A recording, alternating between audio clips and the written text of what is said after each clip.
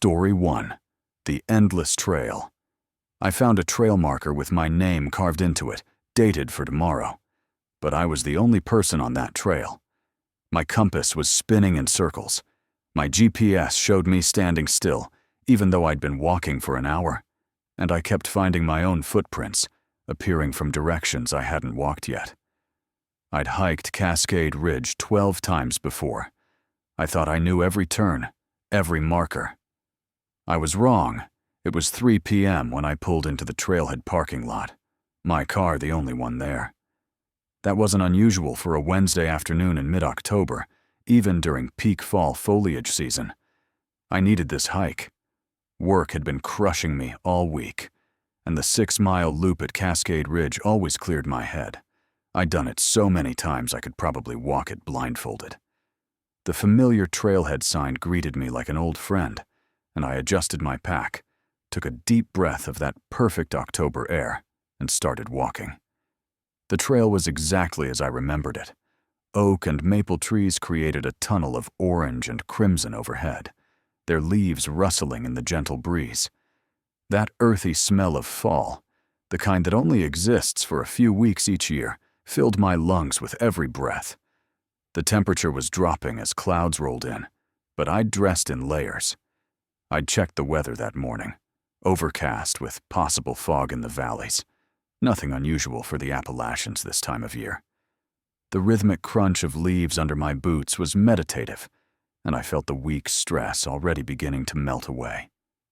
At mile marker 1, I passed the familiar split oak tree at the junction, its trunk divided into a perfect Y shape. I'd taken dozens of photos of that tree over the years, watched it change through the seasons. Everything was exactly where it should be. I noticed fog starting to collect in the valley below, wisps of white drifting between the trees like ghosts. It seemed earlier than usual, but weather in the mountains was unpredictable. What struck me more was the silence. No other hikers, no birds calling, just the constant rustle of leaves that seemed to come from everywhere and nowhere at once. 20 minutes into the hike, I reached my favorite landmark, the lightning-struck oak. Some storm years ago had split this massive tree right down the middle, hollowing out the trunk but somehow leaving it alive. Saplings grew from inside the hollow, nature reclaiming itself. Mile marker 2.3 stood beside it. I paused there, taking a drink from my water bottle, admiring how the fog was creating an ethereal quality to the forest. Then I continued on, checking my phone out of habit. Full battery, no cell service, but I'd downloaded the trail map before leaving. The blue dot showed my position right where it should be. 10 minutes later, I rounded a bend and stopped dead in my tracks. There, maybe 50 feet ahead, was the lightning-struck oak. The same tree, the same hollow trunk with saplings growing inside. The same mile marker 2.3. I stared at it, my brain refusing to process what I was seeing. That was impossible. I checked my watch. Only 10 minutes had passed. Even if I'd somehow gotten turned around, which made no sense on a clearly marked trail, I should have been at least a mile past this point. I walked up to the tree, touched its rough bark to confirm it was real. It was the same tree. I was sure of it. A knot of confusion formed in my stomach, but I pushed it down. I must have taken a wrong turn somehow, maybe gotten distracted by the fog and doubled back without realizing it. That had to be it. I pulled out my phone to check the GPS again. The blue dot sat motionless on the screen, fixed at mile marker 2.3, even though I'd been walking continuously for the past 15 minutes. I refreshed the app. Nothing changed. Frowning, I dug my compass out of my pack's side pocket. The needle spun slowly, refusing to settle on north, rotating in lazy circles like it was searching for something it couldn't find. The fog had thickened considerably, reducing visibility to about 50 feet in every direction. Trees emerged from the white haze like sentinels, their trunks dark and identical in the diffused light. The temperature had dropped noticeably, and I could see my breath now. I told myself this was just disorientation. Maybe the fog playing tricks with my sense of direction. The logical thing to do was turn around and backtrack to the parking lot. I'd done this trail a dozen times. I could walk it in my sleep. I turned and started heading back the way I'd come. After about 15 minutes of walking, I crossed a muddy section of trail where recent rain had left the ground soft. My boots squelched in the wet earth, and I was careful to keep my footing. That's when I saw them. Boot prints in the mud. Fresh ones, water still seeping into the depressions. They had the same distinctive tread pattern as my hiking boots, the same size, the same wear pattern on the right heel where I tended to drag slightly. They were my footprints, but they were coming from ahead of me on the trail, not from behind where I'd just walked. I knelt down, touching the mud with my finger. The prints were fresh, maybe minutes old. The edges were still crisp, not yet collapsed from the moisture. But I hadn't walked this direction yet. I'd been heading back toward the parking lot, and these prints were pointing the opposite way. My heart started beating faster, a cold feeling spreading through my chest that had nothing to do with the October air. I stood up, looking around at the fog-shrouded trees. Every direction looked the same. Identical trunks, identical branches, identical carpet of orange and red leaves. The sky was darkening rapidly.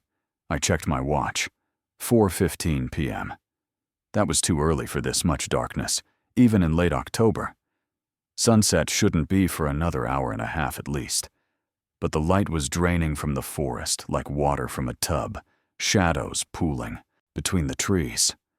I walked faster, following what I thought was the trail back, but the markers seemed wrong.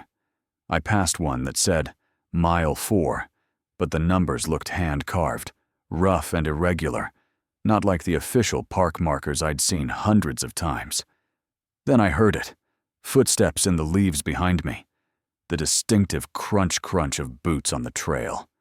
I spun around, my heart hammering. Nothing. Just fog and trees, the same endlessly repeating pattern of trunks that all looked identical in the fading light. The footsteps stopped when I stopped. I called out, "Hello, anyone there?" My voice was swallowed by the fog, falling dead in the air like the forest was absorbing the sound. No echo, no response. I started walking again, faster now, almost jogging. The footsteps behind me matched my pace. I broke into a run, branches whipping at my face, leaves flying up around my legs. And then, emerging from the fog ahead like a recurring nightmare, was the lightning-struck oak. Again. The same tree, but I was approaching it from a completely different angle this time, from a direction I definitely hadn't come from before. That's when I saw the trail marker post. It was newer wood than the others, the grain still visible, not weathered gray like the official park markers. I approached it slowly, dread building in my chest. Carved into the wood was my full name. Below it, a date, October 16th, 2024. Tomorrow.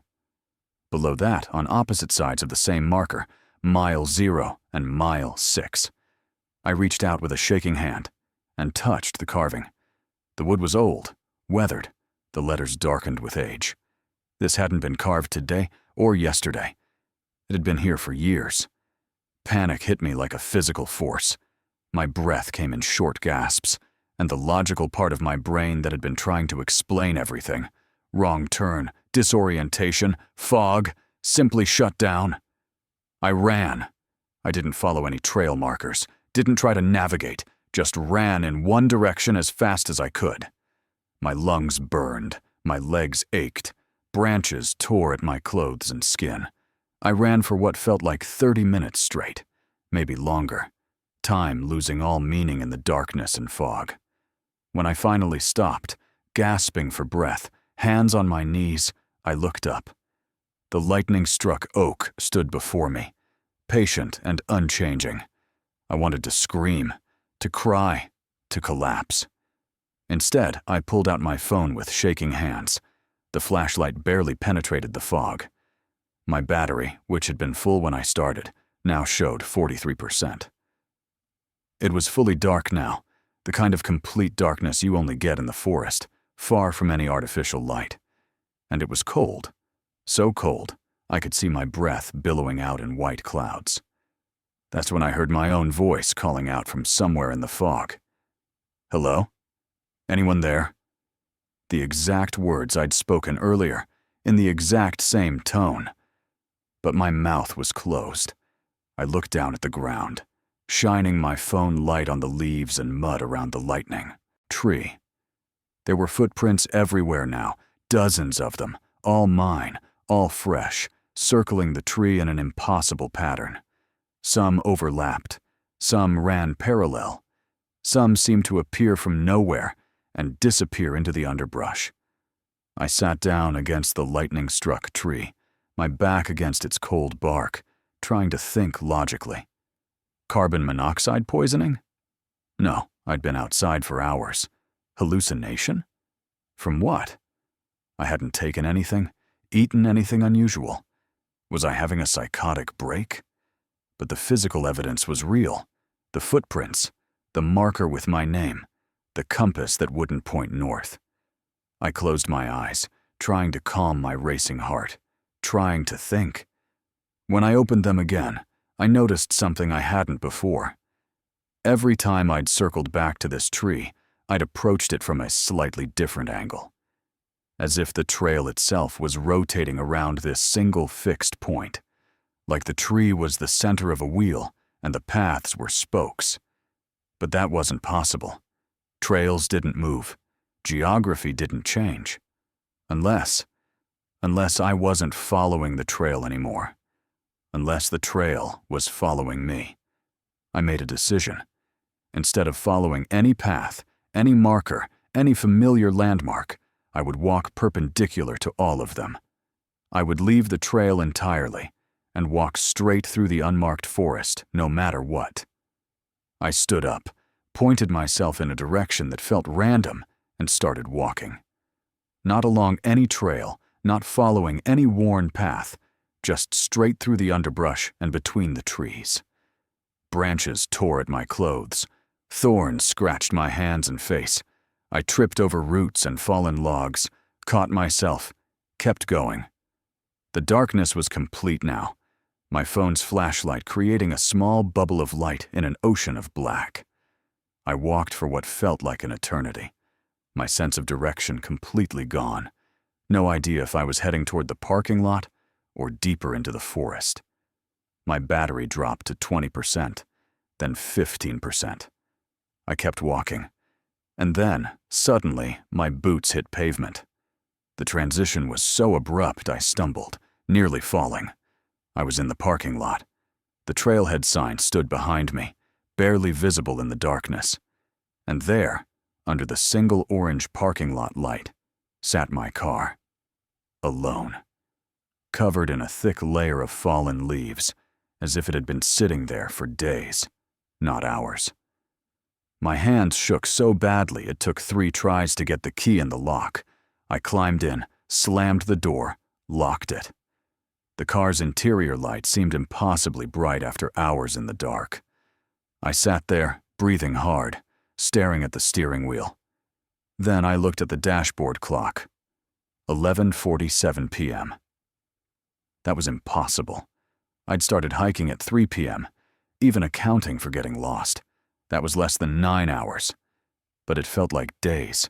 I pulled out my phone to check the time, to confirm the car's clock was wrong. The screen lit up. October 16th, 2024, 11:47 p.m. Tomorrow's date. The date from the marker. I sat in that parking lot for another hour, unable to process what that meant, unable to make myself start the car and drive home. When I finally did, the drive back felt surreal, like I was watching someone else's hands on the wheel, someone else's life. I never went back to Cascade Ridge. I couldn't. Sometimes I drive past the turnoff on my way to other trails, and I feel my hands tighten on the wheel, my heart rate pick up. I sold those hiking boots, couldn't stand to look at them. But sometimes, late at night, I check my calendar obsessively, making sure the date is right, making sure I'm in the right day. And I wonder about that trail marker with my name on it, weathered and old, dated for a tomorrow that became today. I wonder what happened to the version of me who carved it. And I wonder if somewhere, on a trail that circles back on itself forever, there's still a version of me walking, looking for a way out that doesn't exist. Story 2. The Golden Hour Stalker. I was 3 miles deep into the Colorado Rockies on a late September evening when I encountered something that would fundamentally change how I think about being alone in the wilderness. The aspens were at absolute peak color, that brief window in late September when entire mountainsides turned to burnished gold, creating what photographers call the magic hour times 10. It was 5:30 p.m., and according to my weather app, sunset wouldn't arrive until 6:45. That gave me 75 minutes to capture the shots I'd been planning for months, the ones that would hopefully land me a feature in one of the outdoor magazines I'd been targeting. I'm a nature photographer, 32 years old, and I've made it my profession to chase perfect light in dangerous places. My partner Jamie and I had been planning this hike for weeks, marking it on the calendar, checking weather forecasts obsessively, waiting for that perfect confluence of clear skies and peak foliage. Then that morning, Jamie texted me at 6 a.m. Food poisoning, completely wiped out, so sorry. I'd stood in my kitchen holding my phone, looking at my already packed gear bag by the door, weighing the decision. I'd hiked these trails dozens of times, knew every switchback and vista point. The light would be perfect today. Weather reports showed clear skies, and the aspens were at their absolute peak. Tomorrow might bring clouds or wind that would strip the leaves. In nature photography, you don't get second chances. So I went alone, my first solo hike on this particular trail, but not my first solo hike ever. I'm careful, always tell someone where I'm going, carry extra batteries and emergency supplies. I'd texted Jamie my route and expected return time, everything by the book. The trailhead parking lot had been nearly empty when I arrived. Just my Subaru and one other vehicle, an old sedan with dusty windows that looked like it had been sitting there for weeks. Not unusual for a weekday evening. Most people hike these trails on weekend mornings, not on Tuesday evenings when the sun is already starting its descent. But that's exactly why I was there. The golden hour light on these aspens is legendary among photographers, the way the low-angle sun illuminates each leaf from behind, making entire groves seem to glow from within.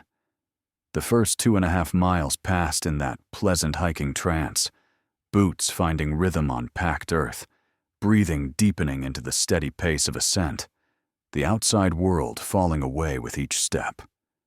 At this elevation, around 9,000 feet, the September air carried a bite that promised the coming winter. The aspens formed endless corridors on both sides of the trail, their white trunks creating natural leading lines that drew the eye deeper into the forest. Every few minutes, I'd stop to take test shots, checking the light, adjusting my settings. The forest was absolutely silent except for the occasional whisper of wind through leaves and the rhythmic crunch of my boots. I found my spot at exactly the 3-mile marker, a grove where aspens formed a natural cathedral, their branches interweaving overhead to create a golden canopy that filtered the sunlight into something almost ethereal. This was it. This was the shot I'd been visualizing. I dropped my pack, pulled out my Canon 5D, and began to work. For the next 20 minutes, I was completely absorbed. I shot wide angles to capture the sweep of the grove, then switched to my 85mm prime lens for intimate portraits of individual trees. The light was extraordinary, golden and warm, with just enough contrast to make the white bark pop against the yellow leaves. I moved between trees, finding different compositions, watching how the light changed as the sun dropped lower. Through my viewfinder, The world reduced to pure visual elements: line, color, light, shadow. This is what I lived for. These moments when technique and nature aligned perfectly, when I knew I was capturing something special. I was lining up a shot of backlit leaves, the way they seemed to glow like stained glass when the light hit them just right, when I noticed something through my viewfinder. A figure, maybe 100 yards away through the trees, standing on the trail. I lowered my camera and looked directly at the spot. The figure remained completely still. A dark silhouette against the golden backdrop of aspens, human-shaped but utterly motionless. Not the casual stillness of someone pausing to enjoy the view, but the absolute frozen stillness of a statue. I raised my hand in a wave, the universal hiker greeting. Nothing. The figure didn't move, didn't raise a hand in return, didn't shift weight from one foot to another, didn't even turn its head. Just stood there with a quality of stillness that made something in my stomach tighten. I'd seen deer freeze like that when they sensed danger, that complete absence of movement. But humans don't stand like that. We're always moving slightly, always adjusting balance, breathing, blinking. "Hello," I called out, my voice echoing through the grove. "Beautiful evening, isn't it?" The words hung in the still air, and for a long moment, nothing happened. Then, after what felt like an unnaturally long pause, the figure began to move. Not toward me exactly, not away, just walking along the trail in my general direction.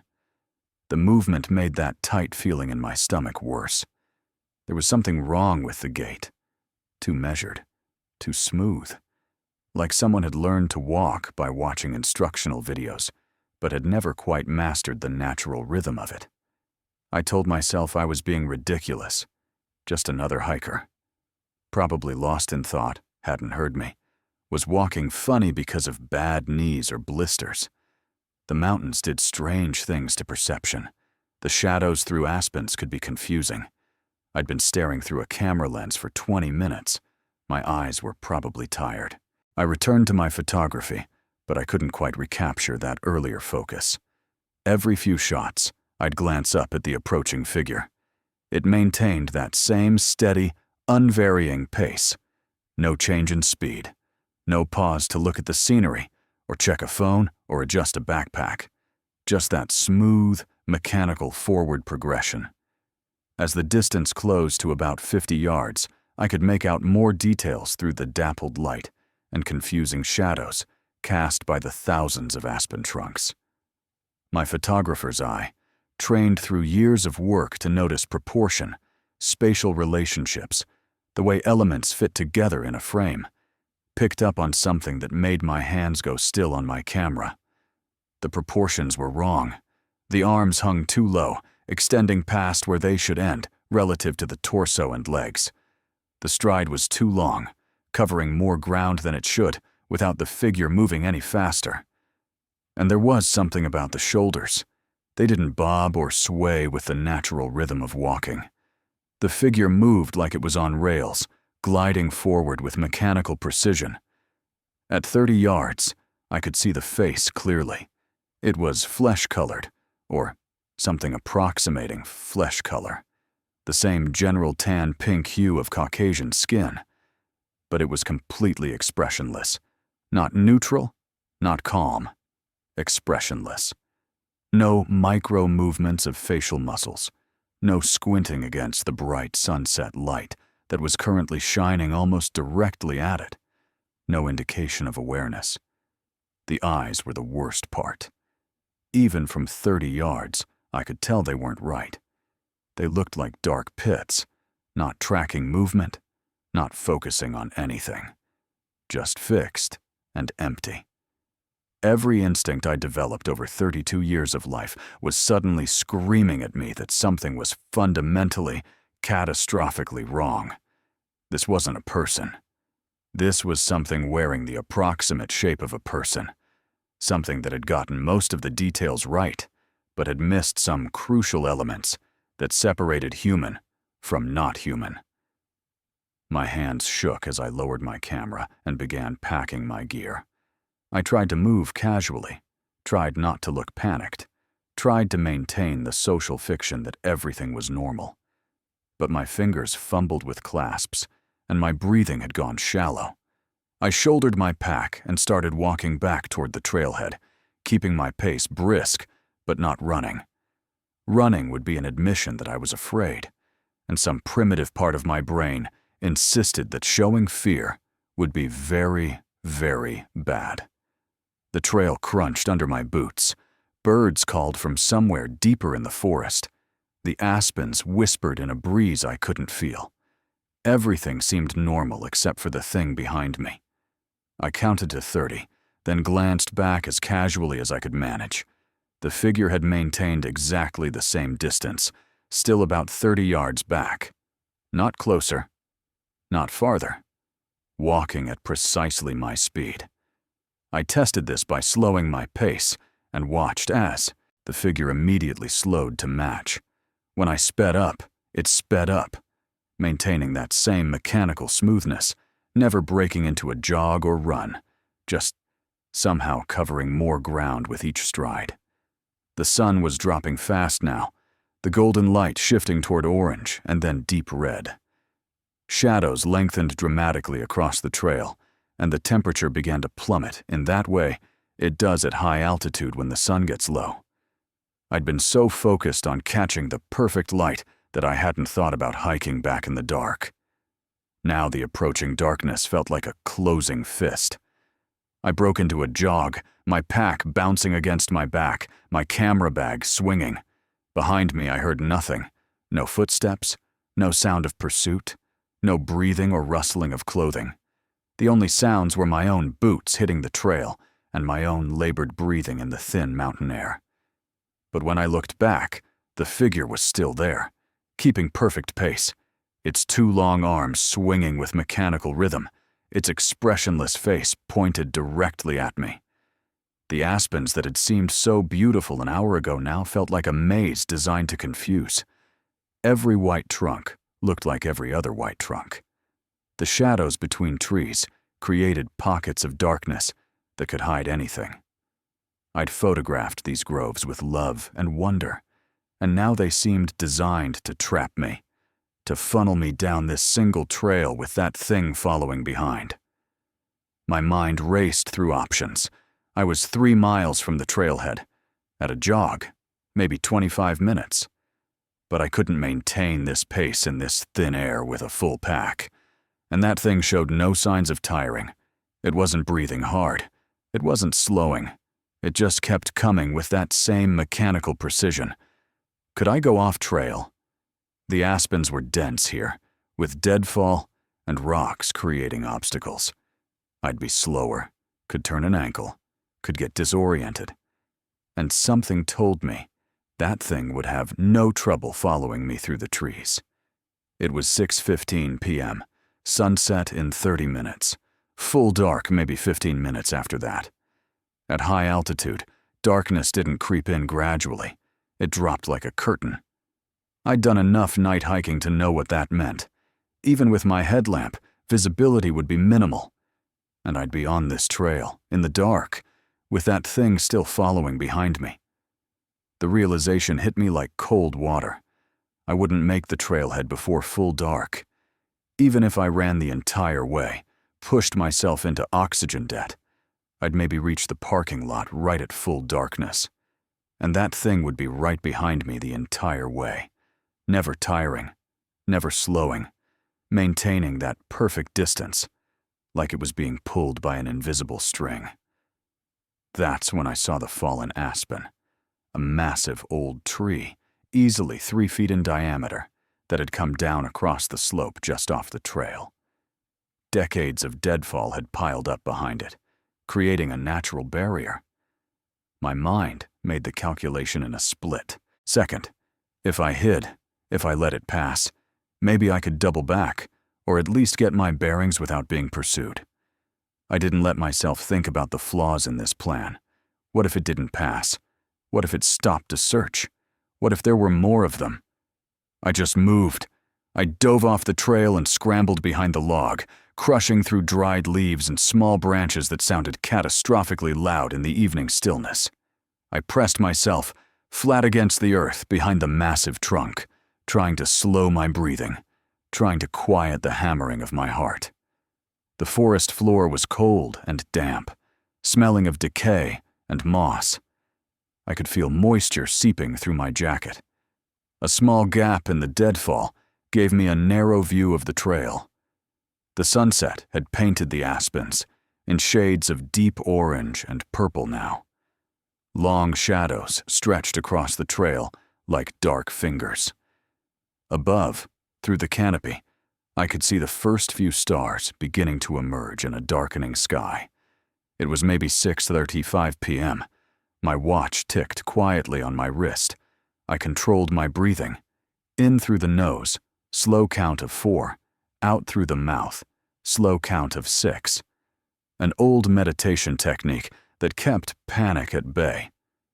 30 seconds passed. A minute. The only sounds were my heartbeat in my ears, the distant whisper of wind through leaves high above, and somewhere far off, the call of a raven. The forest was settling into its evening routine, unconcerned with my terror. Then I heard it. Or rather, I didn't hear it. I didn't hear footsteps or breathing or the rustle of fabric. But through my narrow viewing gap, I saw movement on the trail. The figure appeared, walking with that same mechanical precision, and passed within 5 feet of where I was hiding. Close enough that I could have reached out and touched it if there weren't a massive log between us. In the dying light, I finally saw it clearly, and what I saw drove every rational thought from my mind.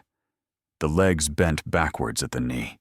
With each step, the joints articulated like a bird's, bending in completely the wrong direction. The knees, if they were knees, bent backward, the lower leg swinging forward from that inverted joint. It should have been impossible. Human anatomy doesn't work that way. But this thing moved smoothly, naturally, as if this was exactly how legs were meant to work. The arms were even worse up close. They extended at least 6 inches past where human arms should end, the hands nearly reaching the backwards bending knees. The fingers were too long as well and appeared to have too many joints. The torso seemed slightly too narrow and too long, giving the whole figure stretched, attenuated proportions that my brain kept rejecting as impossible. But the face was the worst part. Up close, I could see it wasn't expressionless. It was featureless. What I'd thought was a face was actually just a smooth surface with dark indentations where eyes should be. No nose, just 2 small slits. No real mouth, just a suggestion of an opening. It was like looking at a mannequin that someone had tried to paint to look human, but hadn't quite understood what human faces actually looked like. The entity stopped. Right next to the log I was hiding behind. It stood there in complete silence, and I watched through my narrow gap as its head began to rotate. Slowly, smoothly, it turned a full 180 degrees, the head swiveling all the way around to face backward, while the body remained pointed forward. The dark pits that served as eyes swept across the forest, clearly searching. I held absolutely still. I stopped breathing. Every muscle in my body was locked in place. Time seemed to stop as that thing stood there, its head twisted completely backward, scanning the darkening forest. I was close enough to see details. The way its skin didn't have pores or texture, the way its joints seemed to bend at angles that defied normal anatomy, the complete absence of any sound from it. No breathing, no heartbeat, no subtle noises of clothing or joints moving.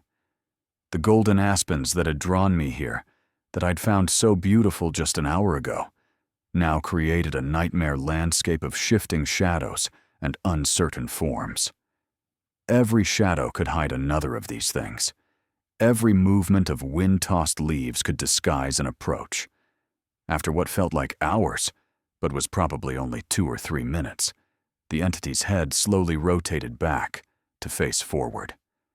Then, with that same mechanical smoothness, it continued down the trail, its backwards bending knees carrying it silently into the gathering darkness. I watched until I couldn't see it anymore, until it had been swallowed by the shadows between the aspens.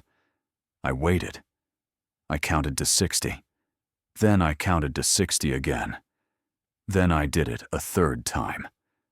Every second felt like I was holding my breath underwater, my lungs burning, my body screaming at me to move. But some instinct I didn't know I possessed told me that moving too soon would be fatal. When I finally shifted position, every joint in my body ached from holding still for so long. My legs had gone numb from being pressed against the cold ground. I had to bite my lip to keep from crying out as blood flow returned in painful pins and needles. I pulled out my phone, 6:52 p.m., and nearly dark now. I turned on the light and immediately regretted it. The beam seemed catastrophically bright in the darkness, announcing my presence to anything watching. I had to navigate back to the trailhead using that phone light, moving as quietly as possible through a forest that had become completely unfamiliar in the darkness. Every white aspen trunk my light touched looked like a tall, thin figure, standing motionless between the trees. Every sound of wind through leaves could have been the soft movement of backwards bending knees through the underbrush. Every shadow seemed to contain that featureless face with its dark pit eyes. I stopped frequently to listen, my light off, standing in complete darkness and straining to hear any sound of pursuit. But the forest around me was naturally noisy. Small animals moving through deadfall, wind gusting through branches, the creak of trees swaying. Any of those sounds could mask the silent approach of that thing. The hike back took 45 minutes that felt like hours. Every moment I expected to see it standing on the trail ahead of me, or to feel those two long fingers touch my shoulder from behind.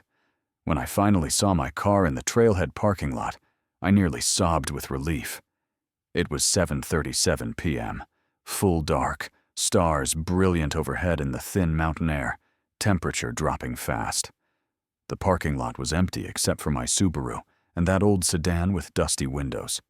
The sedan looked exactly as it had when I'd arrived. Same position, same layer of dust on the windshield, no signs of having been moved recently. I didn't wait to investigate. I threw my pack in the back, started the engine, and drove away faster than I should have on those dark mountain roads, checking my rearview mirror constantly. Back home that night, I couldn't sleep. Every shadow in my room seemed to contain that figure. Every sound from the street outside could be backwards bending knees approaching my door. At 2 a.m., I finally gave up on sleep and opened my laptop. I needed to see the photos. Part of me hoped they'd be normal, that I'd see nothing unusual in them, that I could convince myself I'd panicked over nothing. I imported the files from my camera's SD card and began clicking through them. The golden hour shots of the aspens were as beautiful as I'd hoped. Stunning compositions, perfect light, exactly what I'd been trying to capture. Then I reached the photos I'd taken right before I first noticed the figure. I zoomed in on the background of one shot, a wide angle of the grove. There, barely visible between the aspen trunks about 100 yards back, was a tall, dark figure. I clicked to the next photo, taken maybe 30 seconds later. The figure was closer, clearly visible now, though still distant. The proportions already looked wrong. Arms too long, posture too straight. The third photo made my hands shake. I'd taken it perhaps 15 seconds before I first consciously noticed the figure. In this shot, it was maybe 70 yards away, and when I zoomed in, I could clearly see the backwards bend of the knees mid-stride and the unnaturally long arms swinging at its sides. It had been watching me the entire time I'd been photographing, approaching slowly, silently, while I'd been absorbed in my work, looking at beauty through my viewfinder, while something inhuman stalked me through that golden grove. I've never returned to that trail. The photos from that evening won me a feature in Outdoor Photographer magazine. They really were that good. But I tell people they were taken on a different trail in a different part of Colorado. I never hike alone anymore. Jamie and I still go out regularly, but I make sure we're off the trail well before sunset. And whenever I see aspens starting to turn golden in September, I remember that beautiful light, that perfect evening, and the thing with backwards knees that followed me silently through the gathering dark. Sometimes the most beautiful places hide the darkest secrets, and sometimes what looks human from a distance was never human at all. Whatever I encountered in that golden aspen grove wasn't a person, wasn't an animal, wasn't anything I have words to describe. It was something else, something that perhaps has always lived in those remote forests, something that watches us from between the trees with its dark pit eyes and follows us with its silent, mechanical gait. I still have those photos. Sometimes late at night, I zoom in on that figure and study it, trying to understand what I saw. But the more I look, the less sense it makes. The proportions defy anatomy. The movement suggests intelligence, but not humanity. And that blank, featureless face reveals nothing about what it was or what it wanted.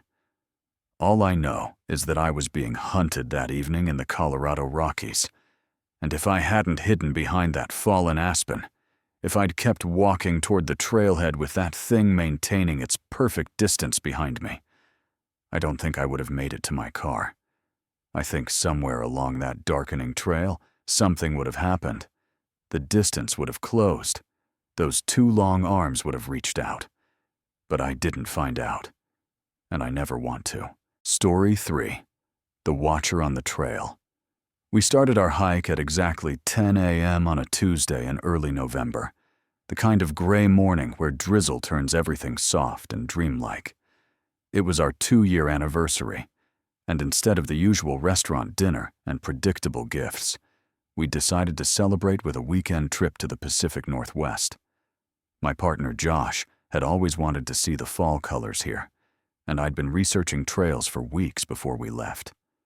The one we'd chosen, a 4-mile out-and-back loop through dense woodland, about an hour outside of Portland, had glowing reviews online. "Perfect for moderate hikers," one comment read. "Stunning in autumn, never crowded." A barista at our hotel that morning had sealed the deal when she'd called it unmissable this time of year.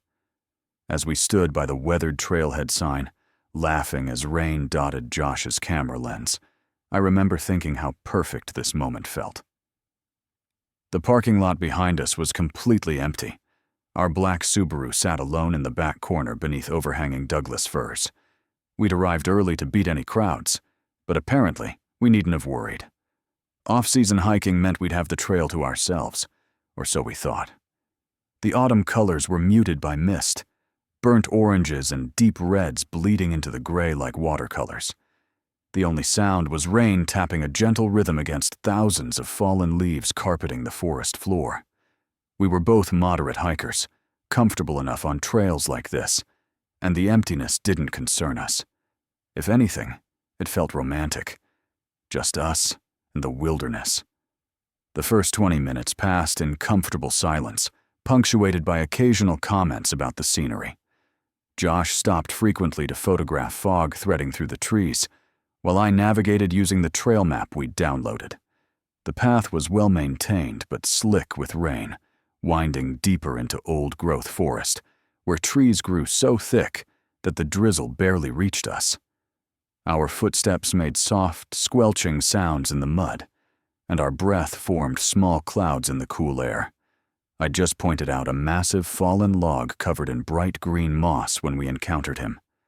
An older man in a faded green hiking jacket appeared ahead of us on the trail, waving cheerfully beneath a large black umbrella that looked out of place on a hiking trail. "Beautiful day for it, isn't it?" he called out, his voice friendly and warm, carrying easily through the quiet forest. He was maybe 60, with silver hair plastered to his forehead from the rain, and a weathered face that suggested years of outdoor experience. We stopped, exchanging the automatic pleasantries that hikers share when they cross paths. He asked about our trip, where we were from, how we were enjoying the Northwest. He joked about the rain. If you can't handle drizzle, you can't handle Oregon, and complimented Josh's expensive camera with what seemed like genuine interest. He seemed perfectly normal, the kind of experienced local hiker you'd expect to meet on a trail like this. But as we chatted, something felt slightly off in a way I couldn't quite articulate. The parking lot had been completely empty when we'd arrived. I'd specifically noticed because I'd commented to Josh about having the place to ourselves. The trail itself was utterly silent except for our conversation and the constant whisper of rain. No birds, no distant voices, no movement except the three of us standing in the mist. When he finally wished us a good hike and walked ahead at a brisk pace, I noticed how loud our footsteps seemed in the silence that followed. Josh leaned close and whispered, "Friendly guy," but his tone suggested he'd felt the same vague unease. We continued hiking, trying to shake off the weird feeling. The trail climbed gradually through increasingly dense forest, the trees pressing closer on both sides. Visibility was poor, maybe 50 feet ahead at best, and the rain had picked up slightly, creating a constant white noise that made it difficult to hear anything else. We'd been walking for about 10 minutes when the man made a comment that stopped me cold. "That black Subaru parked in the back corner.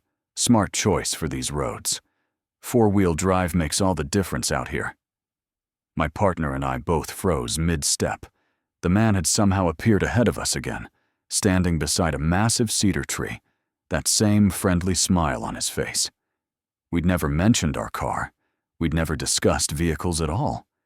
And our Subaru was tucked away at the far end of the parking lot, deliberately parked beneath overhanging trees, where it wasn't visible from the trailhead. There was no way he could have known, unless he'd been in the parking lot, watching us specifically. "Yeah, thanks," I managed, my voice coming out uncertain and thin.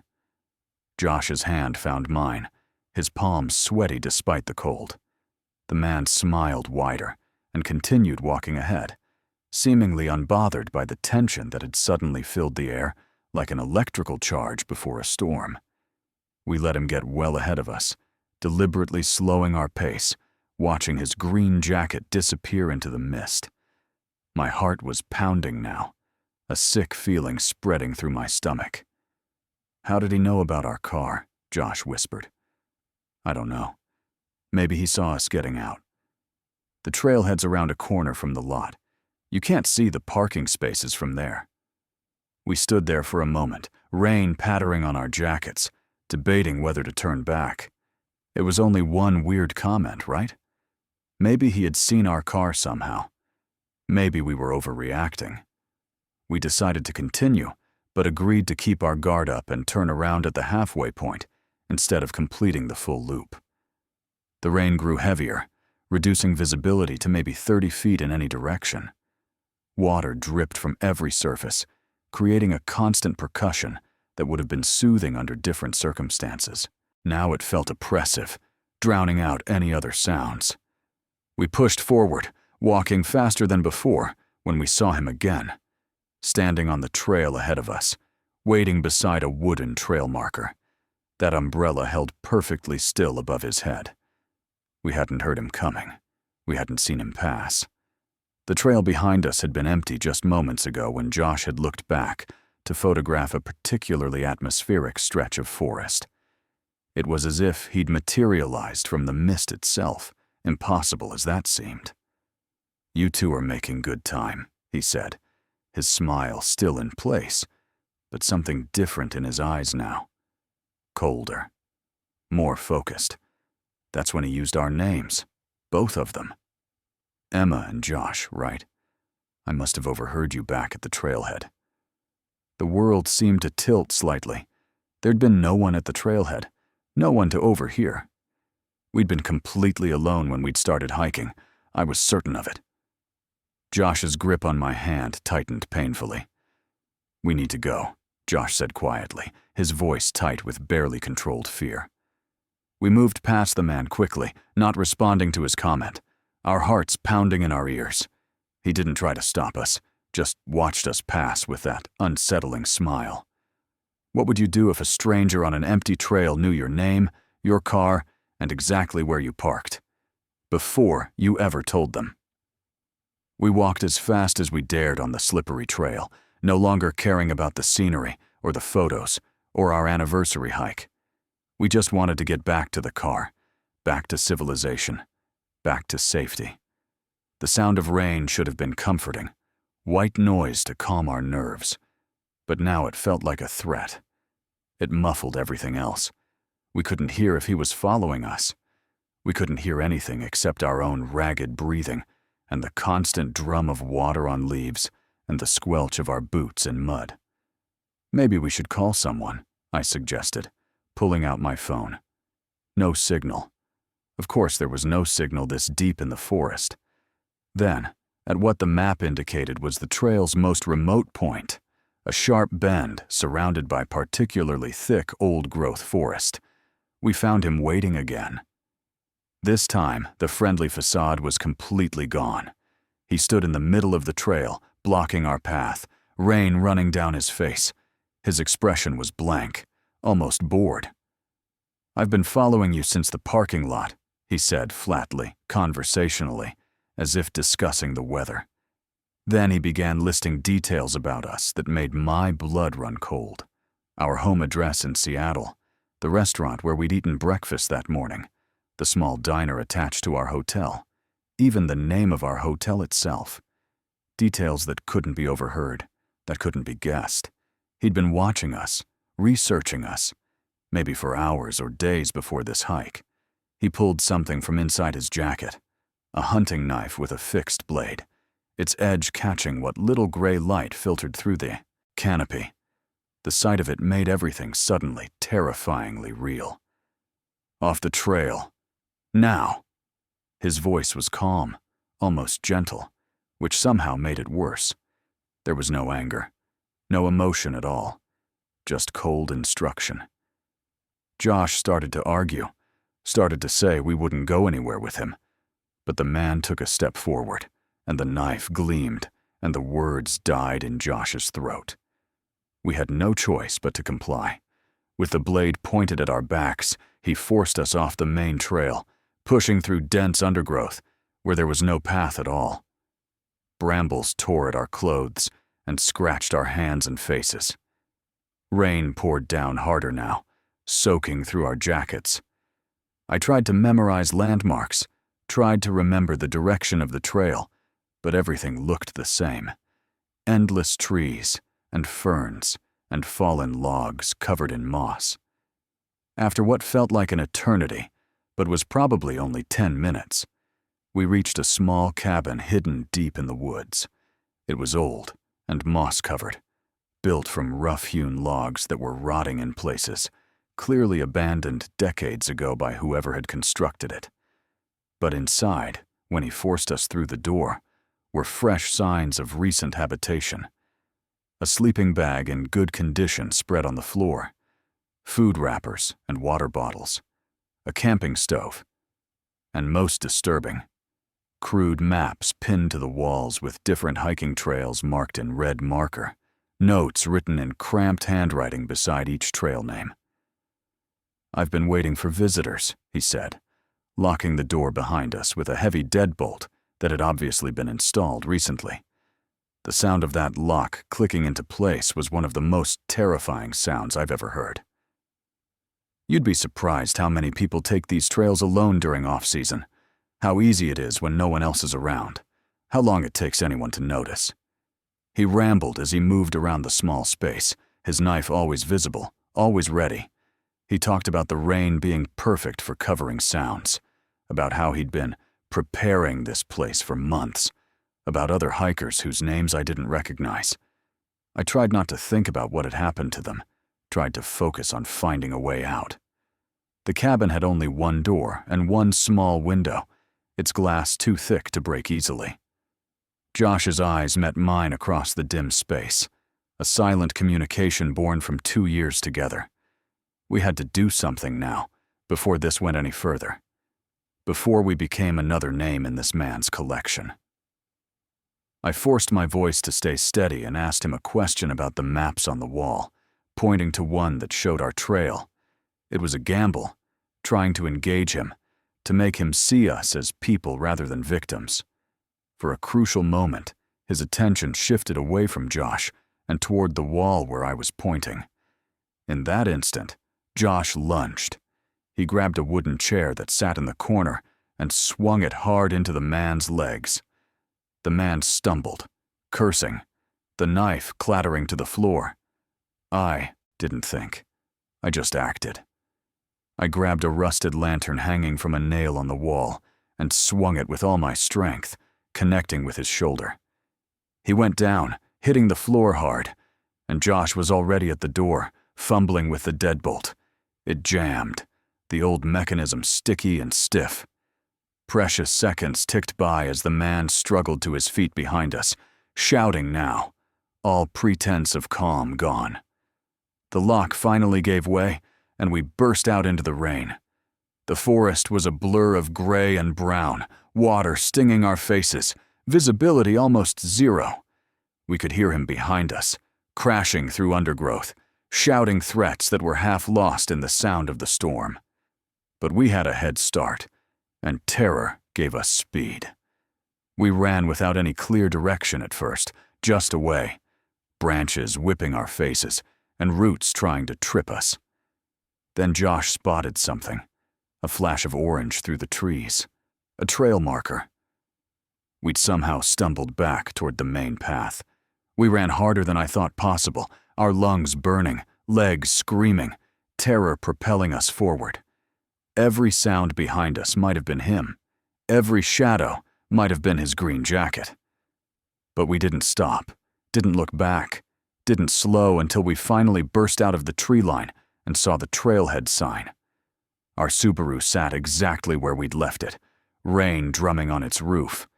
We threw ourselves inside, doors locked, engine started, hands shaking so badly it took 3 tries to get the key in the ignition. I called 911 as Josh drove, my voice barely coherent as I tried to explain what had happened. The dispatcher stayed on the line with us, calm and professional, until we reached the main highway where we pulled over to wait for police. They arrived within 15 minutes, 3 patrol cars with lights flashing. We gave our statements sitting in the back of one cruiser, wrapped in emergency blankets despite not being physically injured. More officers arrived with backup and search dogs. They found the cabin exactly where we'd described, found all the evidence of someone living there, found the maps and the lists and things we didn't want to know about. But the man was gone, vanished into the endless woods like he'd never existed at all. The officer who took our statement, a woman named Detective Morrison, told us later that they'd been getting reports of a suspicious person in the area for weeks. Hikers who'd felt watched, a woman who'd been followed to her car. But no one had been able to provide a description before, and the vast forest made it impossible to patrol effectively.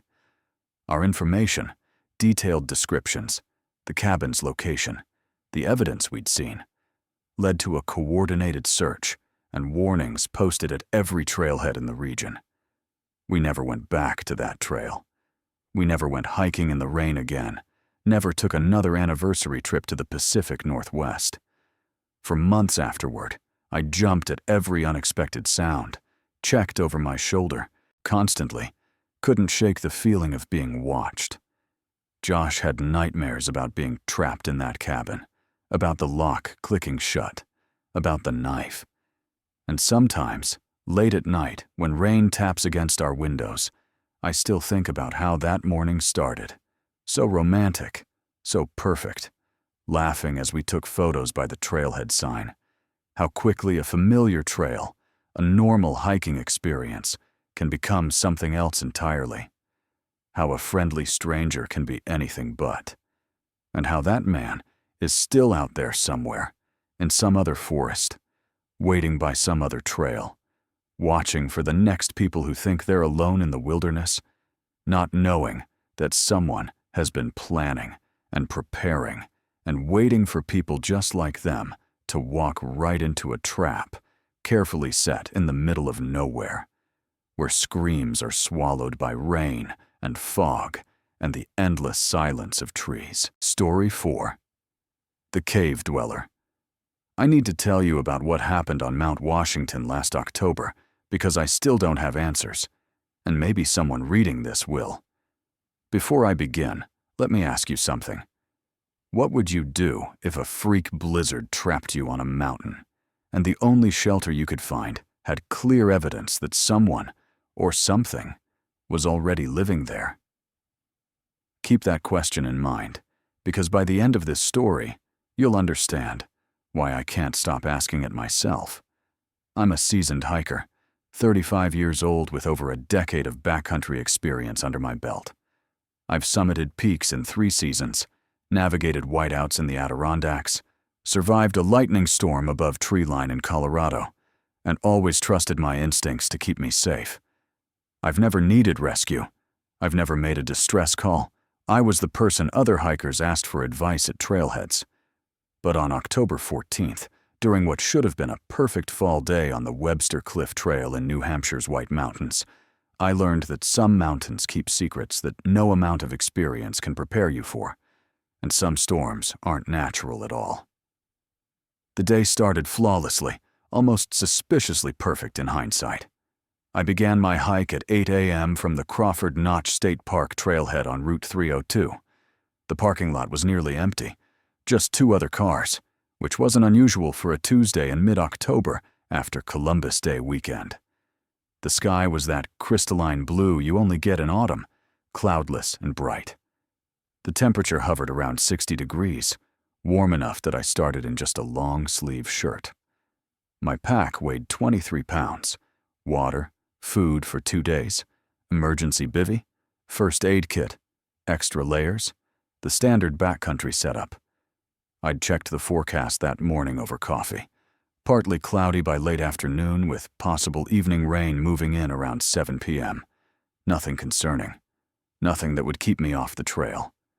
The Webster Cliff Trail is part of the Appalachian Trail system, and it's one of my favorites in the Whites. It climbs steeply from Crawford Notch, ascending through mixed hardwood forest before breaking above treeline onto exposed granite ridges. The views from the cliffs are spectacular. Crawford Notch cutting through the mountains like a wound, peaks stretching north toward Mount Washington, valleys below painted in fall colors.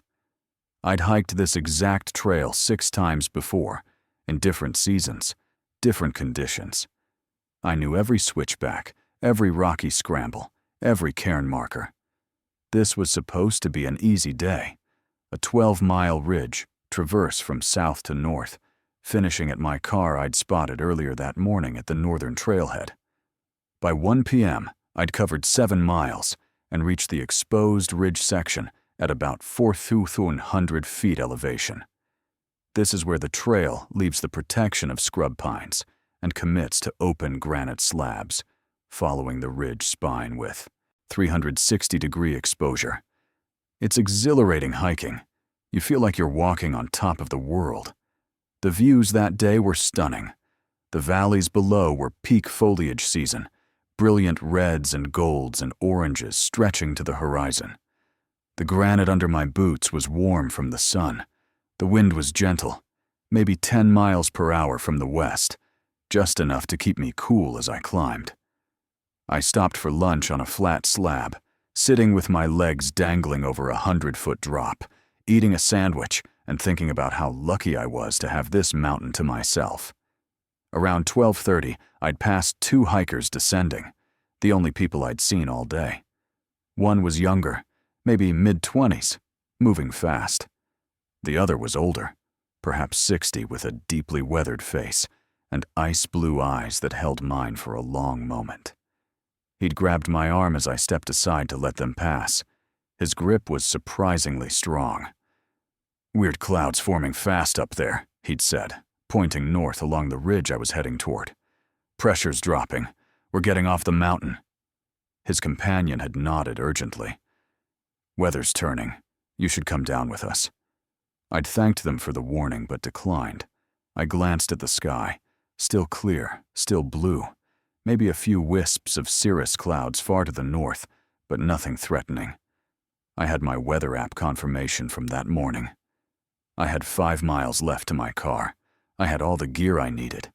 I smiled and told them I'd keep an eye on conditions, and they'd continued down, the older man looking back twice before the trail curved and they disappeared into the trees. That dismissal, that moment of overconfidence, nearly killed me. It haunts me now because I think part of me knew something was wrong. That older hiker's eyes had held something beyond concern. Something like recognition, or warning, or maybe pity. But I'd pushed the feeling aside and kept climbing. The change started at 1:45 p.m. I noticed it first in the wind. It suddenly shifted direction, swinging around from north to northeast, and the speed picked up dramatically. What had been a gentle breeze became a steady push against my chest, strong enough that I had to lean slightly forward to maintain balance on the exposed rock.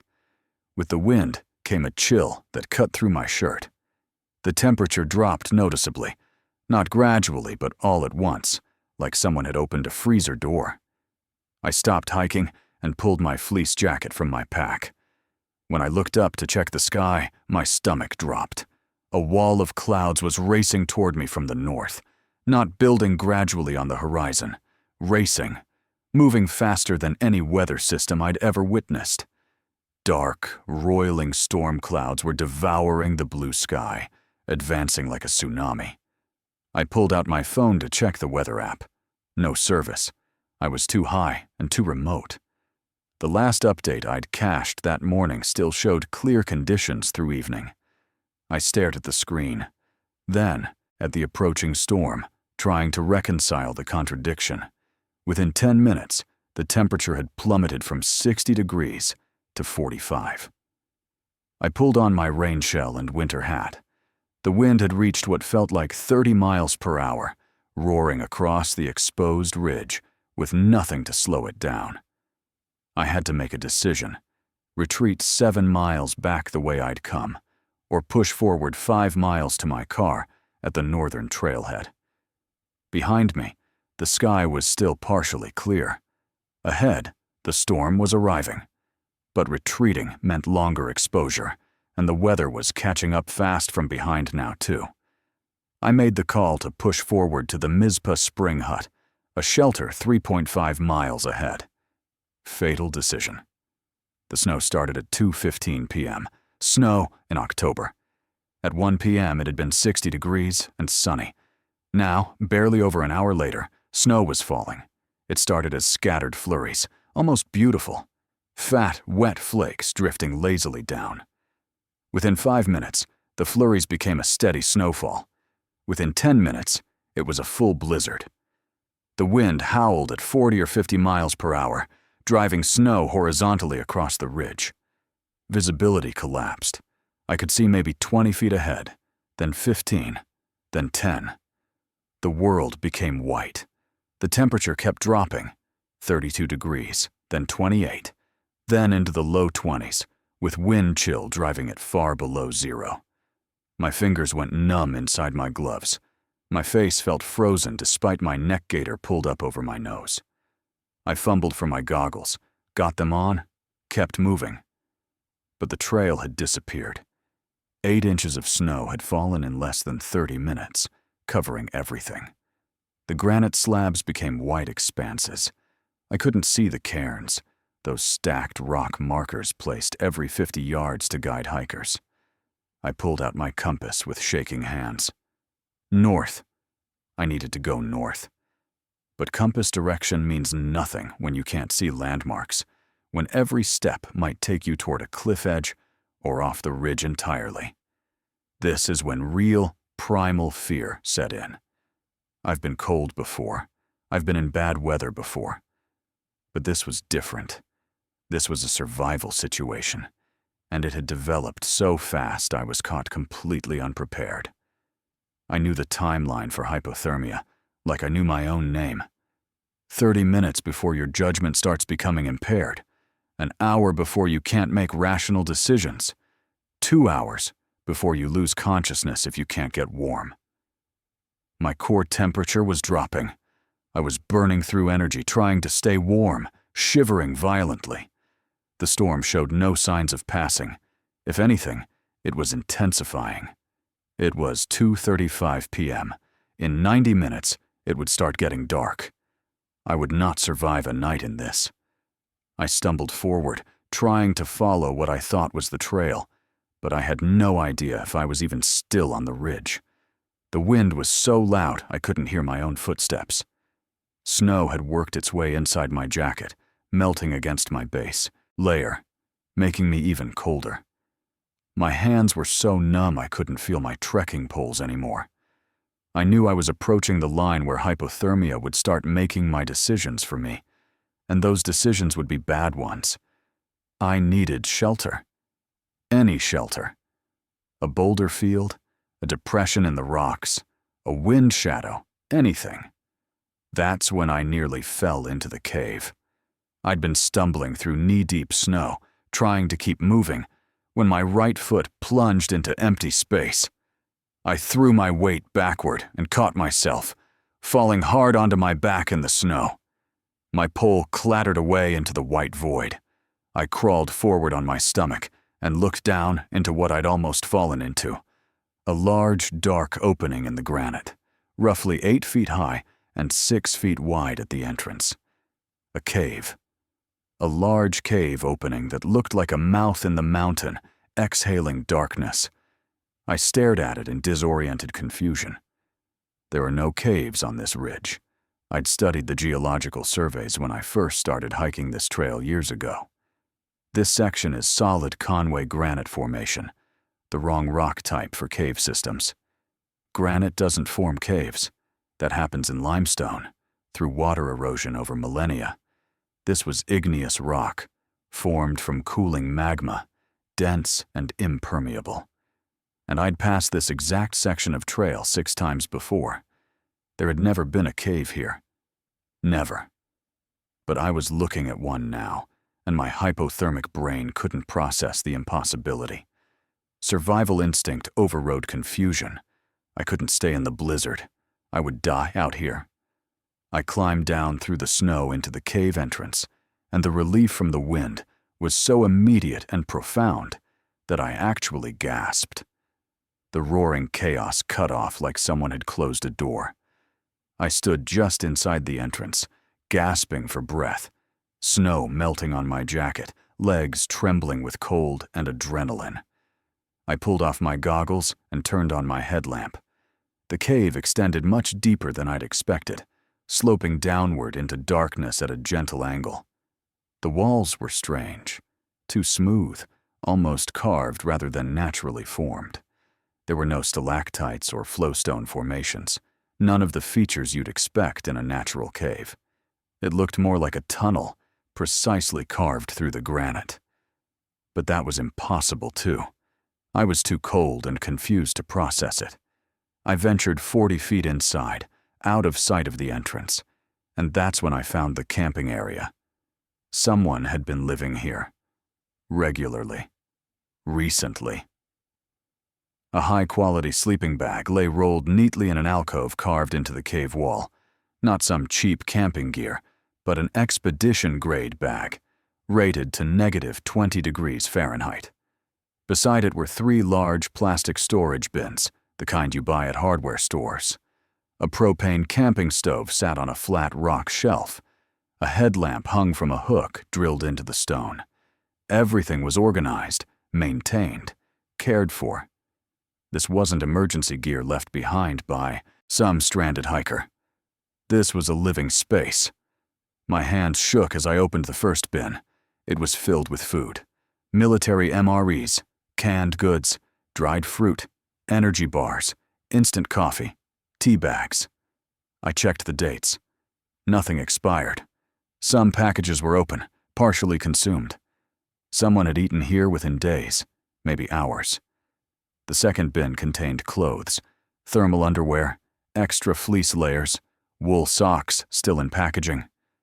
The third held tools, batteries, rope, a first aid kit more comprehensive than mine.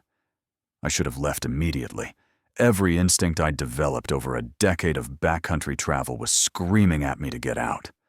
But I was hypothermic, exhausted, and my curiosity had been triggered in a way that overrode common sense. Who would live here? How long had they been here? Where were they now? I moved deeper into the cave. 20 feet further, the tunnel opened into a wider chamber, maybe 12 feet across. And that's where I found the photographs. They covered one entire wall, pinned to the rock with climbing pitons hammered into cracks. Dozens and dozens of photographs. Polaroids and printed photos, all showing hikers.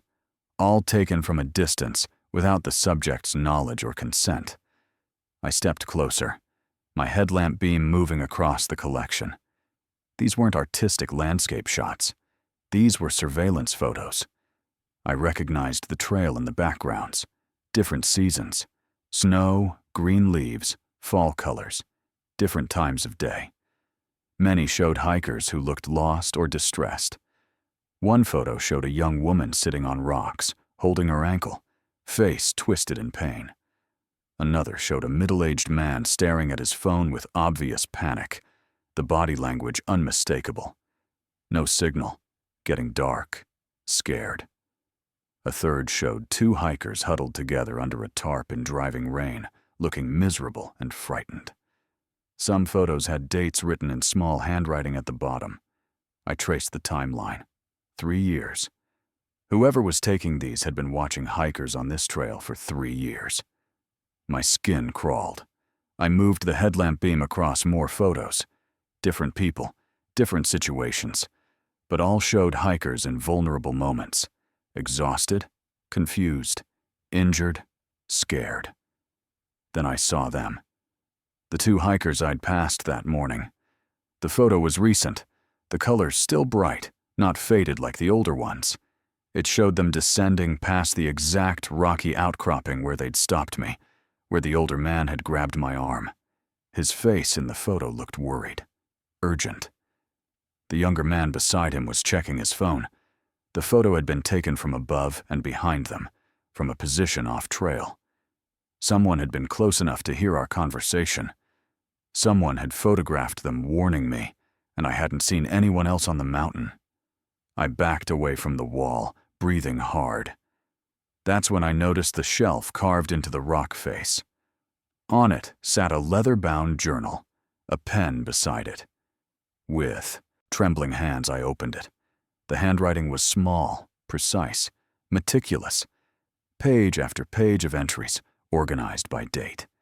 Each entry described hikers, physical descriptions, clothing colors, pack brands, hiking alone or in groups, time observed, location, weather conditions. The writer referred to the cave as the Sanctuary and Observation Post Charlie. Some entries noted which hikers took photos at specific viewpoints, which ones looked tired, which ones had inadequate gear for changing conditions. I flipped to the most recent entries, my headlamp casting stark shadows on the pages. 3 days ago. Young couple, late 20s, arguing. She wants to turn back. He pushes forward. Rain coming. Good test case. 2 days ago. Lone male, 50s, experienced gear. Moves fast. Won't need intervention. Yesterday.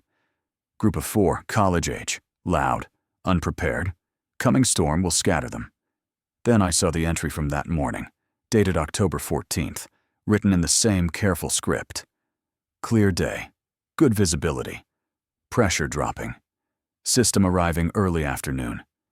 She will come. Brown hair, green pack, black trekking poles. She'll need shelter by 3 p.m. Sanctuary will provide. The description matched me perfectly. My green pack, my black trekking poles, my brown hair. Down to details I hadn't mentioned to anyone. Someone had been watching me. Someone had known I'd be here. Someone had known I'd need shelter. Someone had predicted the storm. And now I was standing in their cave, reading their surveillance log, and they weren't here. That realization hit me like cold water. They weren't here. Where were they? That's when I heard the footsteps. They echoed up from deeper in the cave system, from somewhere below me in tunnels I hadn't known existed. Rhythmic, unhurried, deliberate. Bootsteps on stone, getting louder. Someone was ascending, coming up from deeper chambers. Coming back. I snapped the journal shut and turned off my headlamp, plunging myself into absolute darkness. My heart hammered so hard I thought my ribs would crack. The footsteps continued, closer now, accompanied by whistling. An old folk tune I half recognized, something Appalachian, cheerful and completely wrong for the situation. I could see light now, a bobbing headlamp beam reflecting off stone walls from around a bend in the tunnel ahead. I had maybe 10 seconds to make a decision. I couldn't go back into the blizzard. That was certain death from hypothermia within an hour. I couldn't fight. I had no weapon, and I was already weakened from cold. I couldn't talk my way out of a situation I didn't understand. My only option was to hide and hope.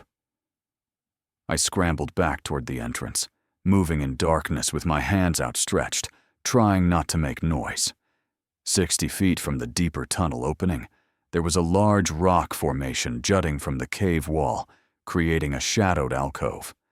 I wedged myself behind it, pulled my knees to my chest, and tried to control my breathing. The sound seemed impossibly loud in my ears, but the whistling was louder, echoing weirdly off the stone. The figure emerged from the deeper tunnel into the main cave chamber. Through a crack in the rocks, I watched. He was tall, maybe 6'2", lean build, probably in his 50s, though it was hard to tell in the headlamp's harsh light. He wore weathered outdoor gear, expensive technical clothing that had seen heavy use, well maintained. He carried a large backpack and a camera, with a telephoto lens hanging from his neck. He moved with the easy confidence of someone in completely familiar territory. He walked directly to his camping area and set down the pack. He didn't seem surprised or concerned that his things had been disturbed. He lit the propane stove with practiced ease, put a pot of water on to boil, then sat down on a rock and spoke aloud in a conversational tone. "I know you're here. The storm won't pass until nightfall, around 6:30 tonight, full dark by 7. We can share the space, or you can try to leave and freeze within an hour. Your choice, but I'd prefer we be civilized about this."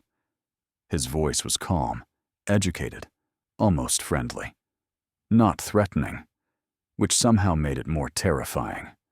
I stayed frozen behind the rocks, mind racing through impossible options. Stay hidden until he sleeps, then escape in darkness? But the storm wouldn't have passed, and navigating in the dark would be suicide. Wait him out for days? I had food, but he clearly knew I was here. Reveal myself? He added water and something else to the pot.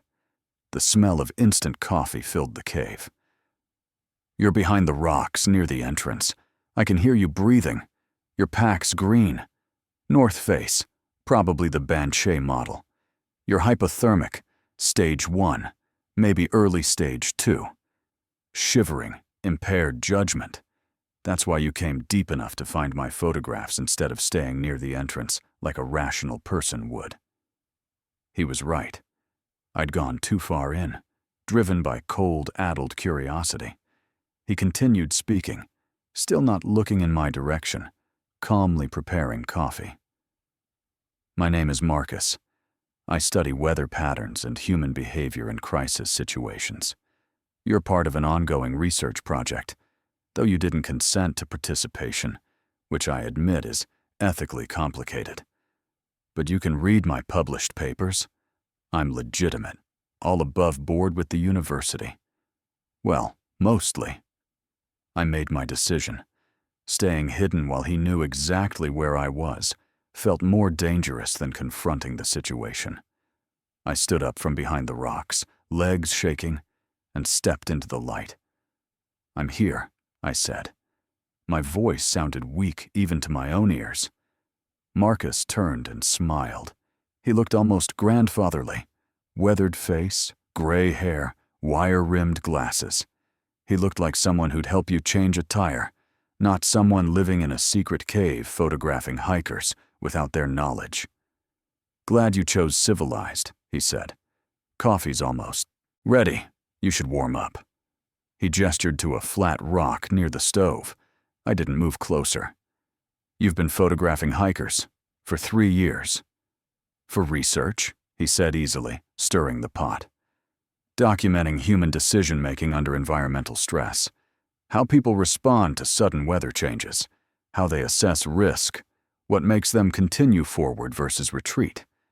It's fascinating behavioral science, all conducted in public spaces, perfectly legal from a photography standpoint." "The journal," I said. "You wrote about me this morning, before I got here." He nodded, unbothered. "Pattern recognition. I've lived in this cave system for 3 years. I know who hikes this trail, when, what pace they maintain. I know weather patterns better than any meteorologist. I predicted the storm, freak Arctic outbreak, came south 3 days faster than forecast models showed. I knew it would hit around 2 p.m. I knew someone would attempt the ridge today, a Tuesday, in good conditions. I knew that someone would need shelter. Statistical probability led me to predict it would be you specifically. I'd been observing you since 11 a.m. from a vantage point you passed without noticing." My blood ran cold. "That's not research. That's stalking." "It's field work," he countered calmly. "Do wildlife biologists ask permission from wolves before studying them? Do meteorologists ask permission from storms? I document human behavior in natural environments, nothing more. The photos show people in pain, injured, scared. Yes, those are the most valuable data points." He poured 2 cups of coffee and held one out to me. I didn't take it. He shrugged and set it on a rock. "How people respond to genuine crisis reveals truth about human nature. Comfort and safety show us nothing. Would you like to see the cave system? It's remarkable. Connects to old mining operations from the 1800s, forgotten tunnels that go miles under these ridges." He stood and walked to the deeper tunnel entrance, gesturing for me to follow. He pulled out a folded map and spread it on a rock shelf. In his headlamp's light, I saw an intricate hand-drawn diagram showing a network of tunnels, chambers, multiple entrances across the ridge, connections to what looked like mining shafts. Notes covered the margins, dates, observations, weather patterns, hiker counts. 7 entrances total, Marcus explained, tracing routes with his finger.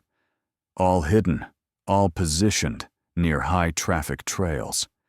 I can move through the mountain unseen, observe from multiple vantage points, emerge ahead of hikers or behind them. The system is perfect for long-term habitation. Temperature stays around 40 degrees year-round. Water seeps through here. He pointed to notation on the map. Perfectly potable. I've been living off-grid, conducting the most comprehensive field research on human crisis response ever attempted. "Where did this cave system come from?" I asked. "This is granite. Granite doesn't form caves, doesn't it?" He smiled enigmatically. "Or perhaps there are caves we haven't documented yet, because we're certain they can't exist. Geology isn't as settled as textbooks claim, but you're right to be suspicious. These tunnels aren't natural. They're old mine shafts, carved from mica mining in the 1820s, long forgotten. I discovered them 7 years ago, spent 4 years preparing, moved in full-time 3 years ago. None of it made sense, but I was too cold and too trapped to argue." Marcus watched me with those unsettling, calm eyes.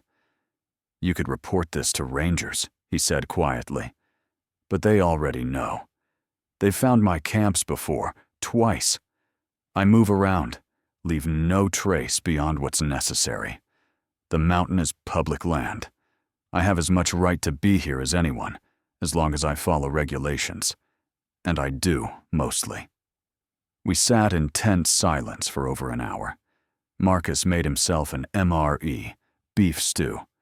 He ate methodically while reviewing photos on his camera's digital screen.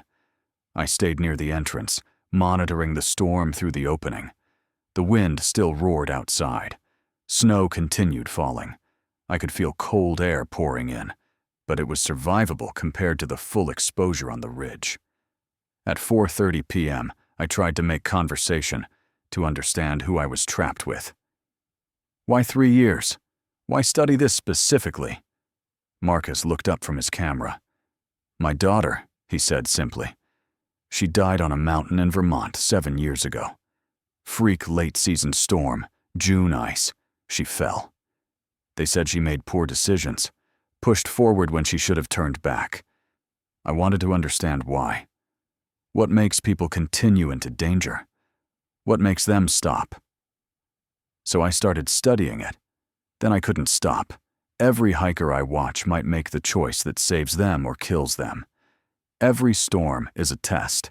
I'm documenting human survival instinct in its purest form. The explanation was somehow sad and terrifying in equal measure. I didn't know what to say. Around 5:45 p.m., Marcus stood and walked to the cave entrance, looking up at the sky. He stood there for several minutes, then turned back to me.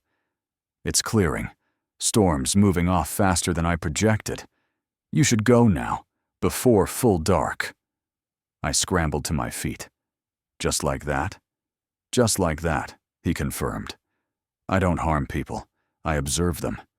You've been interesting, but you're no longer in crisis mode, so the useful data collection phase is over. Your car is 4.8 miles north. Trails buried under 10 inches of snow. But your GPS will work once you're out of the cave's mineral interference. Cairns should still be visible if you're careful. You'll make it before full dark if you move fast. He walked me to the cave entrance. I climbed up and out into the storm's aftermath. He was right. The wind had stopped completely, as suddenly as it had started. The abrupt silence was eerie. The sky was clearing rapidly, stars beginning to emerge in deep blue. The temperature was still, brutally cold, maybe 15 degrees, but the deadly wind chill was gone. The ridge was transformed into a white wilderness, but I could see the dark shapes of cairns marking the trail, spaced out ahead of me. Marcus stood at the cave entrance, silhouetted against the darkness behind him. You'll be back someday, he called after me, as I started following the trail north.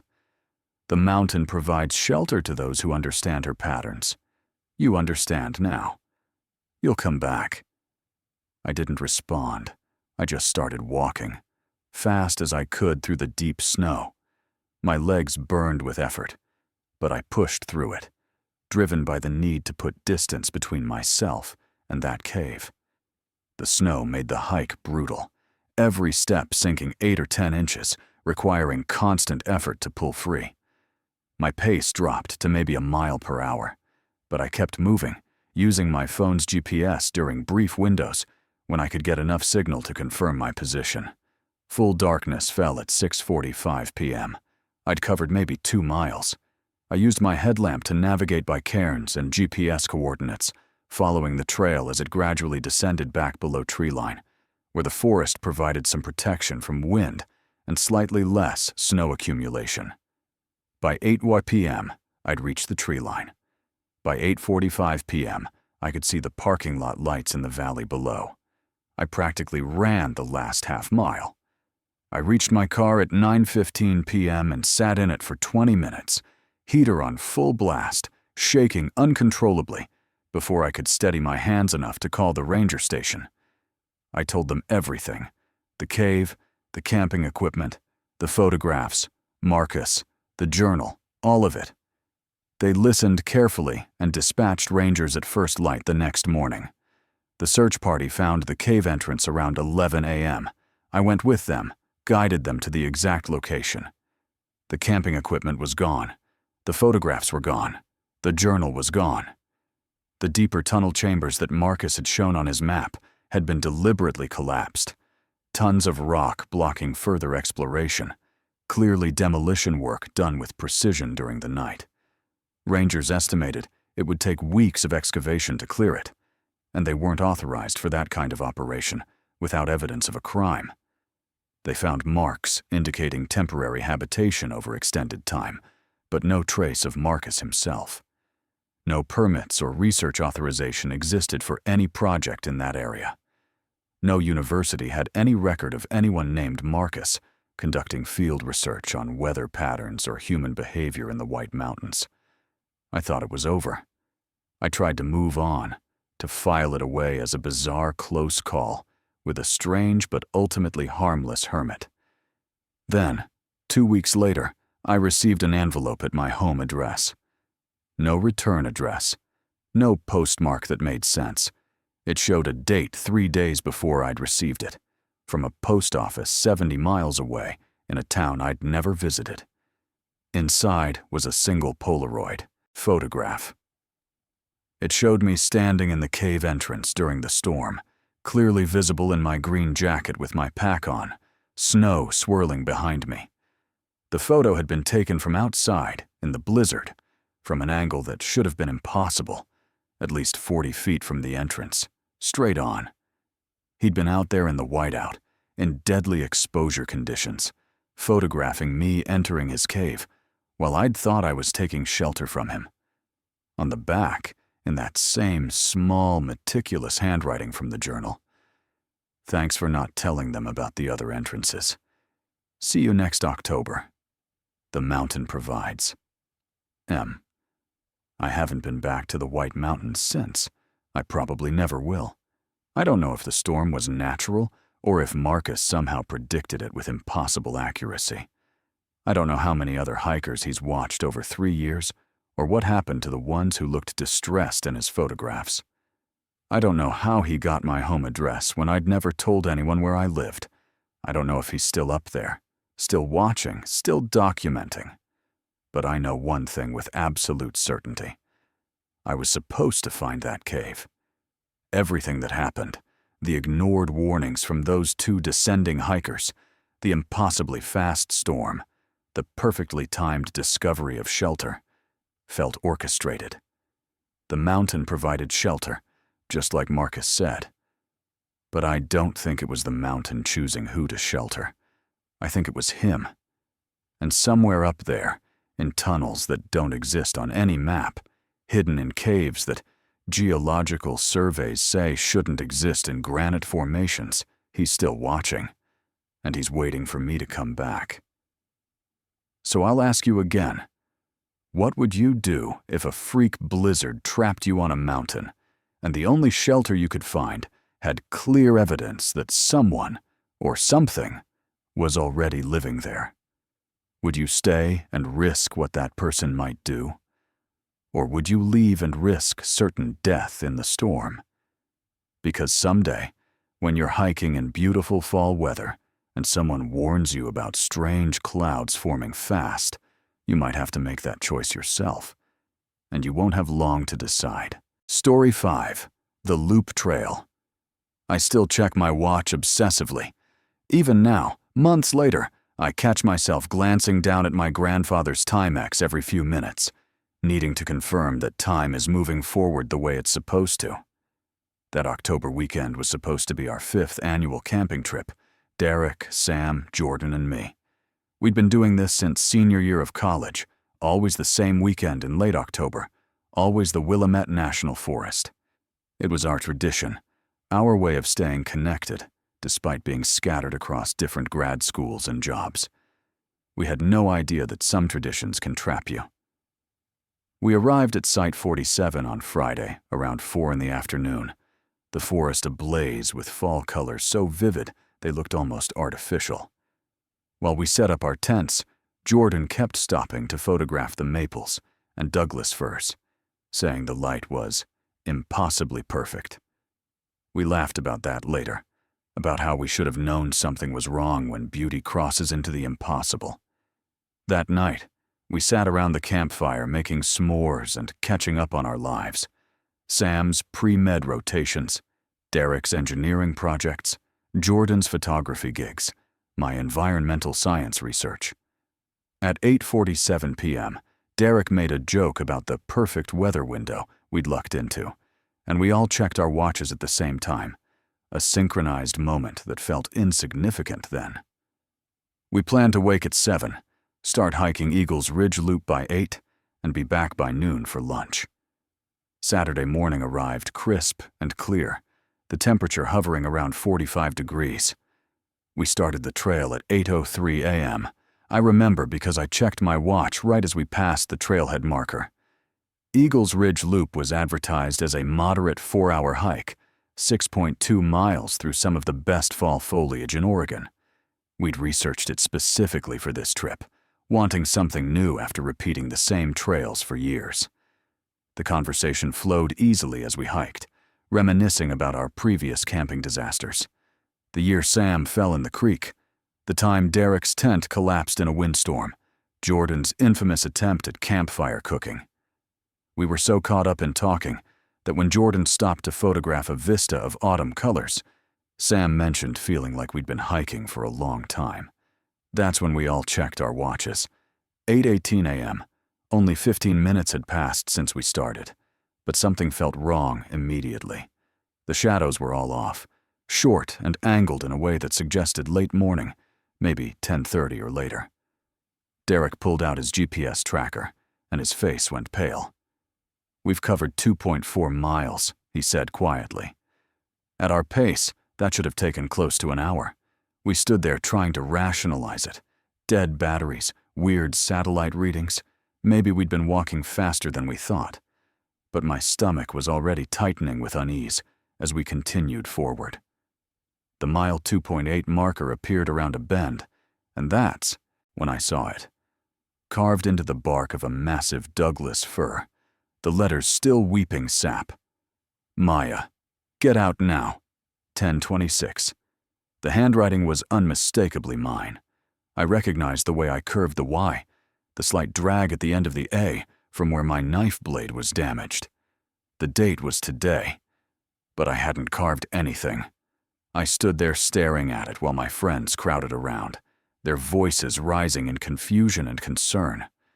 Derek wanted to turn back immediately, convinced it was some kind of threat. Jordan insisted it had to be a prank, though none of us could explain how anyone would know my handwriting or that we'd be on this specific trail. Sam kept asking if I'd been sleepwalking, if I could have done it without remembering. But the bark was fresh, the sap still bleeding. This had been carved recently, within hours. We should have listened to Derek. We should have turned around and run back to the campsite right then. Instead, Jordan convinced us to keep going, arguing that we needed to solve it to understand what was happening. The trail curved upward through a section of dense forest, the canopy creating a cathedral of red and gold above us. That's when we heard the screaming. 4 figures burst through the underbrush ahead, running full speed down the trail toward us. For a split second, I couldn't process what I was seeing. Then recognition hit like ice water. They were us. Same clothes, same backpacks, but covered in blood and dirt. The figure in front, my future self, had deep scratches covering her face, her shirt torn and soaked with blood. Her eyes met mine for a fraction of a second, wide with absolute terror, and she screamed, "Don't go to the ridge," as she ran past. Future Derek's arm hung at an impossible angle, clearly broken. Future Sam was limping badly, and future Jordan's camera was smashed, hanging from a broken strap.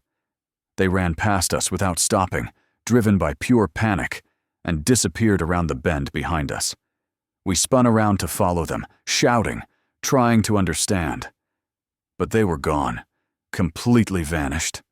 The trail behind us was empty, silent except for our own ragged breathing. I checked my watch with shaking hands. 8:31 a.m., Only 28 minutes since we'd started hiking, but the sun was now clearly at a midday position, the shadows short and sharp beneath the trees. The temperature had jumped. It felt like 75 degrees, no longer the crisp morning we'd started in. When Jordan reviewed the photos on his camera, the timestamps showed he'd taken that first vista shot 3 hours ago, even though his watch insisted it had been less than 30 minutes. We decided to turn back immediately. Whatever was happening on this trail, we wanted no part of it. But as we hiked back down, we reached the carved tree again. Below my original message, there was now a second carving, the wood still raw. "Twend loop, we're trapped, run!" I felt my legs go weak. Sam pulled out her watch. 11:47 a.m. Derek checked his 8:52 a.m. Mine still read 8:35 a.m. All our devices were showing different times, as if we'd each slipped into separate time streams. We kept hiking, moving faster now. But within 10 minutes, we passed the mile 2.8 marker again. Impossible. We'd been walking away from it. And there was the tree, the Douglas fir with my carvings. Except now there were 4 messages carved into the bark, each one more desperate than the last, all in my handwriting, all warning about loops and being trapped. That's when the true horror of our situation became clear. We were physically moving through space, our legs carrying us forward along the trail. But spatially, we kept returning to the same section. A loop. We were caught in some kind of temporal loop, cycling through the same stretch of forest over and over. Jordan tied his red bandana to a tree branch to mark our path, and we continued hiking. 20 minutes later, we found the bandana already tied to a tree ahead of us, but weathered and faded, as if it had been hanging there for weeks. The loops began to intensify. Each time we cycled through that section of trail, reality became more fractured. The time of day kept shifting wildly. We'd round a corner in afternoon sunlight and emerge into twilight, then take another turn and find ourselves in the golden light of dawn. We started seeing ourselves at different points in time, glimpses of us setting up camp on Friday, versions of us running in terror, collapsed versions of us injured and exhausted. When I caught my reflection in a puddle, I saw the deep scratches that had been on my future self's face. They weren't on my actual face yet, but in the reflection, they were already there, bleeding and fresh. Derek found a page from his hiking log lying on the trail. It was his handwriting, his journal. But the entry was dated Loop 7 and described physical degradation accelerating.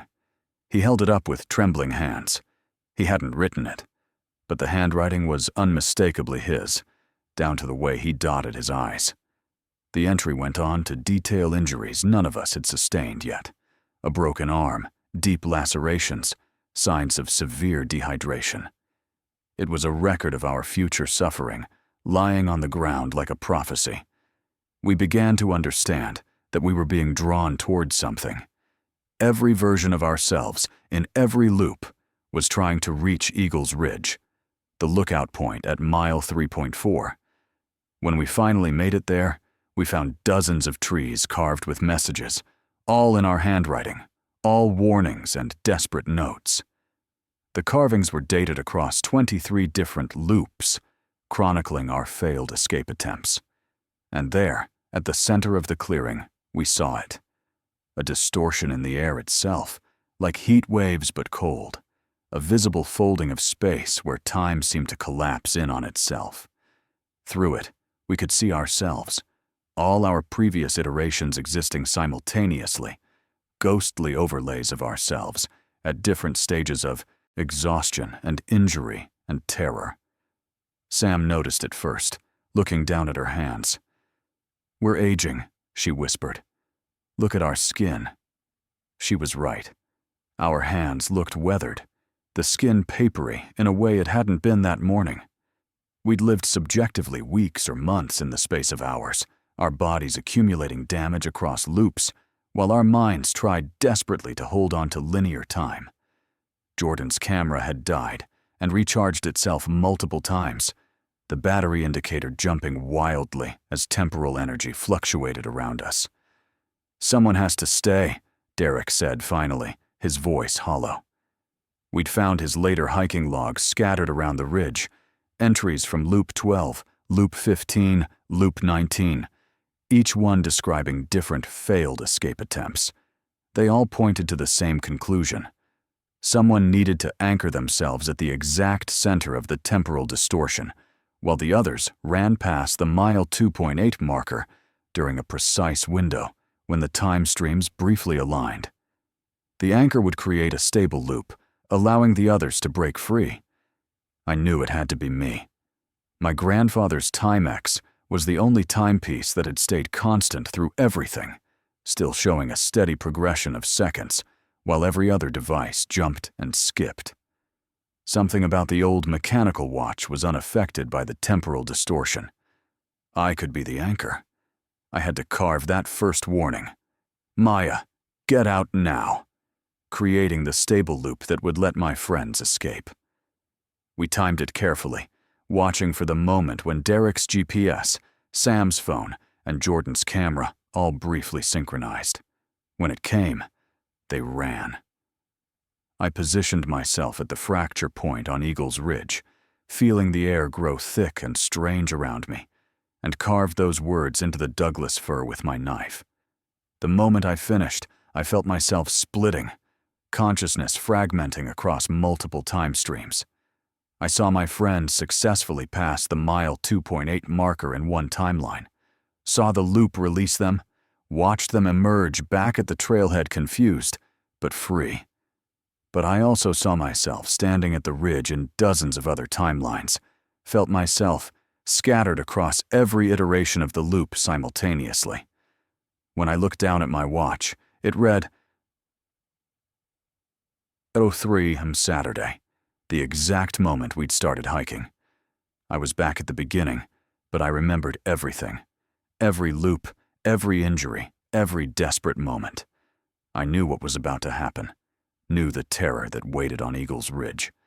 So I made a different choice. I took a different trail. That's what I tell myself anyway, that I made a choice. But sometimes, late at night, I'm not sure. Because as I started down the alternate path, I heard screaming ahead. My own voice, terrified and raw. And I realized I was about to encounter my future self, the one who would run past me covered in scratches and blood, the one who would scream, "Don't go to the ridge." I don't know if I'm free or if I'm still trapped, cycling, through variations of the same impossible day. My friends made it out. I've called them, met them for coffee, confirmed they're real and safe. They remember the camping trip as a weird, disorienting experience with some lost time, but the full horror of it has faded from their memories like a dream. But I remember everything. Every loop, every warning I carved, every version of myself I encountered. And I check my watch constantly, my grandfather's Timex ticking steadily forward, trying to convince myself that time is moving the way it should, that I'm not still standing at that ridge with infinity folding in around me. Sometimes I catch my reflection and see scratches that aren't there yet. Sometimes I find notes in my own handwriting that I haven't written. And sometimes, late at night, I wonder if I ever really left Eagle's Ridge at all, or if I'm still there, anchoring the loop, living every iteration simultaneously, while convincing myself I escaped. I still have my grandfather's watch. I never take it off.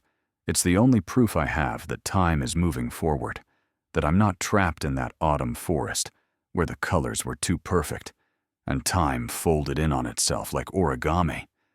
But every October, when the leaves start to turn, I feel the pull of that trail calling me back. And I wonder if one day I'll find myself on Eagle's Ridge again, carving warnings into trees, watching my terrified past self run by, locked forever in a loop of my own making. The scariest part? Sometimes I'm not sure if this is real life or just another iteration. Another loop where I believe I escaped. And somewhere, on a trail in Oregon, there's a version of me still standing at the center of the temporal fracture, experiencing every possibility at once, including this one, the one where I tell myself I'm free.